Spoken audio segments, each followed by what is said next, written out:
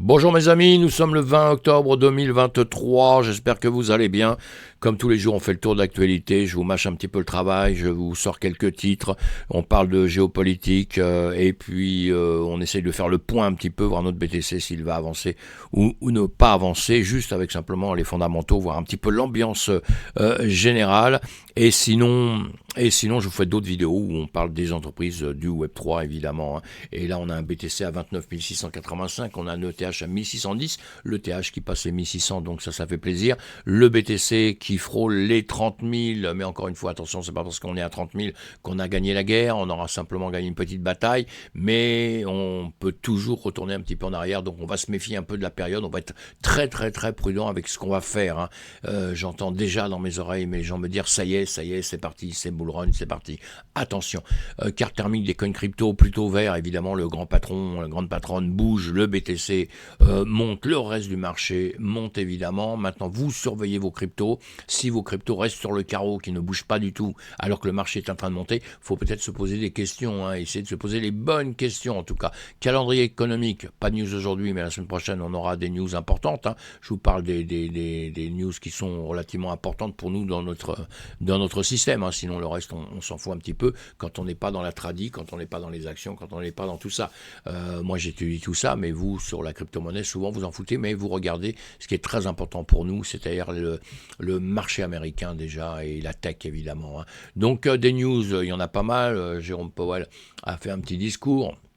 Il nous a dit que la vigueur de l'économie américaine et les tensions persistantes sur le marché du travail, qu'il y avait des tensions. Powell a suggéré que malgré la possibilité d'une hausse des taux d'intérêt sur le marché, la Fed pourrait toujours envisager de resserrer les conditions financières. Il a reconnu que la montée des rendements sur le marché obligataire contribuait à des conditions financières plus strictes, mais n'a pas affirmé explicitement que de nouvelles hausses de taux n'étaient pas nécessaires. Cependant, les marchés financiers ont interprété cette remarque comme signe que la Fed pourrait avoir terminé les hausses de taux. Les contrats à terme suggèrent désormais une faible probabilité d'une hausse de taux de cette année. Powell a souligné l'importance d'influencer les conditions financières par le taux d'intérêt de référence, mettant en avant que les conditions actuelles du marché se resserrent pour diverses raisons, y compris une perspective améliorée de l'économie américaine, indépendamment des attentes, ça lapsus révélateur, des attentes de la Fed. Allez, on suit tout ça de près, beaucoup de news, beaucoup de blabla, alors que le marché on le connaît, on voit ce qui se passe, et là on va détailler un petit peu deux, trois choses qui se passent un petit peu dans le monde relativement vite. Chute des actions, les marchés boursiers ont connu une baisse significative en raison de la menace d'une escalade du conflit au Moyen-Orient, évidemment. L'indice Stock 600 européen a enregistré une chute de 1%, tandis que les contrats à terme sur actions américaines ont également baissé. Les actions asiatiques sont en route pour enregistrer les plus fortes baisses hebdo depuis 2 mois. Voilà, la Chine a annoncé une injection record de liquidités supplémentaires dans son économie. Cette mesure vise à soutenir l'économie chinoise qui a été mise à rude épreuve cette année en raison d'un manque de demande et d'un ralentissement du marché immobilier. On sait bien qu'il y a beaucoup de problèmes. Cependant, malgré cette injonction de liquidités, Morgan Stanley déconseille d'acheter des actions chinoises en raison de la fragilité persistante du sentiment du marché des sorties des fonds étrangers. Évidemment. Les marchés financiers mondiaux sont sous pression en raison de la montée des tensions au Moyen-Orient, de l'incertitude entourant la politique monétaire et des préoccupations persistantes concernant l'économie chinoise et le secteur immobilier. Les investisseurs restent attentifs à l'évolution de la situation géopolitique et des indicateurs économiques clés. Et évidemment, je vous dis ça tous les jours, faites attention un petit peu, on surveille tout ça de près, évidemment. Donc voilà, je vous ai fait un petit compte rendu de tout ça, je vous mets les liens dans la vidéo. Et sinon, le marché, on voit S&P 500 en journée, rouge, Nasdaq, Dow Jones, bougie rouge, l'or, lui, non, bougie verte, le pétrole, 92 dollars environ, remonté un tout petit peu aussi, et puis notre BTC qui se comporte très très bien, qui est résilient en ce moment depuis pas mal de temps, mais encore une fois, attention, nous sommes dans une zone, cette zone qu'on connaît très bien maintenant, entre les 32 000, il faudra dépasser les 32 000 évidemment, et même un peu plus haut pour avoir une chance de vraiment partir vers le nord et pas redescendre encore un petit peu en arrière. On voit bien que ici, 32 000, même si on est dans les 30 000, 32 000, 25 000, vous voyez qu'on se situe dans cette zone. C'est visible, c'est très très visible. On a déjà grimpé par ici pour revenir, on a déjà grimpé ici pour revenir en arrière. Donc on reste très vigilant, mes amis. J'essaie que vous ne soyez pas FOMO. Et je vous dirais sincèrement, moi, le jour où je sentirai qu'on peut vraiment, vraiment, vraiment y aller à fond la caisse. Évidemment qu'actuellement, c'est des journées qui intéressent les traders comme moi, évidemment, puisque nous, on peut trader en ce moment à la hausse, à la baisse. Mais quand on fait du long terme, on ne peut pas voir les choses exactement pareilles. Donc, suivez-moi, je vous apprendrai tout ça, évidemment. Le Trésor américain envisage de désigner les mélangeurs internationaux de crypto comme centre de blanchiment d'argent. On n'en sort pas de ce truc-là. On n'en sort pas du tout de ce genre de choses.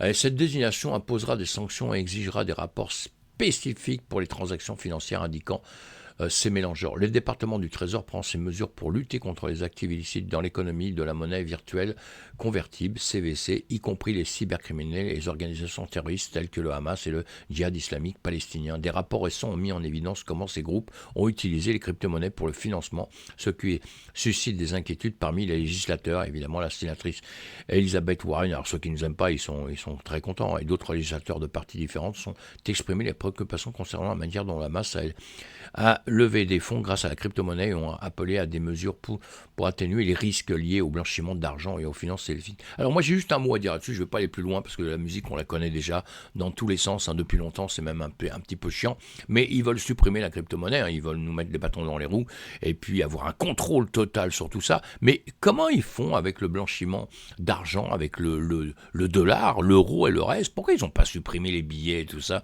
depuis longtemps, puisqu'ils sont incapables de contrôler ce genre de choses? Et maintenant, on dirait que c'est un petit jeu de voir tout mettre sur la crypto-monnaie. On dirait que c'est que la crypto-monnaie qui permet cela. Non, le marché traditionnel, classique, avec l'argent, des actions, même, tout ce qu'on veut, où les gens mettent leur argent dedans, le retirent par la suite, où il n'y a pas eu des contrôles à longueur de temps assez sévères, on le sait bien. C'est pas que la crypto-monnaie, mes amis.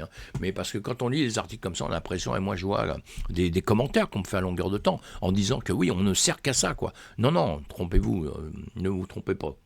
Vous pas là-dessus, pardon, on ne sert pas qu'à ça. Et le blanchiment d'argent, il y en a, comme je viens de le dire, dans le marché traditionnel, beaucoup plus que dans la crypto-monnaie, mes amis.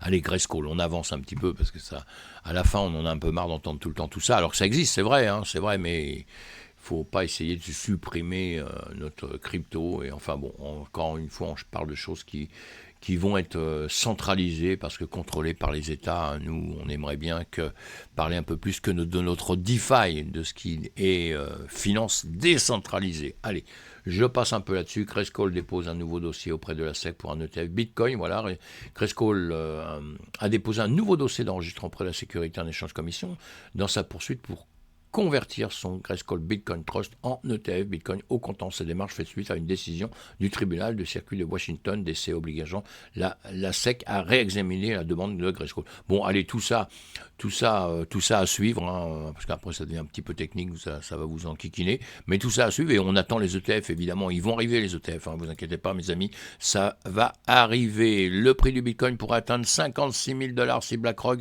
ETF a été approuvé. Vous voyez ce que je vais vous dire, ce que je vous dois. Évidemment que tout le monde attend une fameuse hausse là-dessus, donc je vous mets les liens, vous allez lire tous les articles, je ne vais pas les commenter, mais effectivement on sait bien que dès que les ETF vont être libres, on va dire, facile d'accès et autorisé, eh bien effectivement le BTC va monter. Ça, nous sommes entièrement d'accord là-dessus. Jusqu'où? Attention, il va falloir surveiller justement les marchés. NYAG dépose une plainte contre Gemini, Genesis, DCG, Michael Moreau et Barry Silver concernant le produit Earn et couvrant un trou d'1 milliard de dollars. Toujours les vieilles histoires.